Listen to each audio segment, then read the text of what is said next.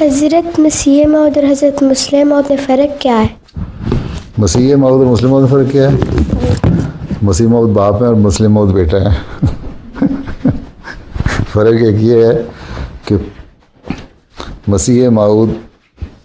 مسیح اور مہدی کے آنے کی پیشگوئی حضرت صلی اللہ علیہ وسلم نے فرمائی تھی، ٹھیک ہے نا، کہ 14ویں صدی میں وہ آئیں گے اور مسیح بھی ہو کے آئیں گے اور مہدی بھی ہو کے آئیں گے، مسلمانوں کو بھی ہدایت دیں گے، صحیح راستے پہ چلائیں گے، عیسائیوں کو اور دوسرے مذہب کو بھی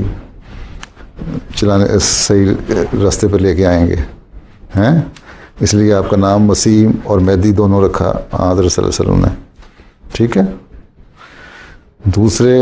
مسلم موعود جو ہیں وہ جب حضرت مسیح موعود علیہ السلام کو اللہ تعالیٰ نے بتایا کہ میں تجھے ایک نشان دوں گا، ہیں، اور نشان یہ ہے کہ ایک بیٹا دوں گا، ہیں، جو دین کا اصلاح بھی کرنے والا ہوگا، تیرے نقش قدم پہ چلنے والا ہوگا، وعدہ کیا اللہ تعالیٰ نے، ہیں، اور وعدے کے مطابق وہ ایک بیٹا عطا کیا، ہیں، جو مسلم موعود ہے۔ تو ان کی پیشگوئی حضرت مسیح موعود علیہ السلام نے کی کہ اللہ تعالیٰ نے مجھ سے وعدہ کیا یہ نشان ہے، اور اتنے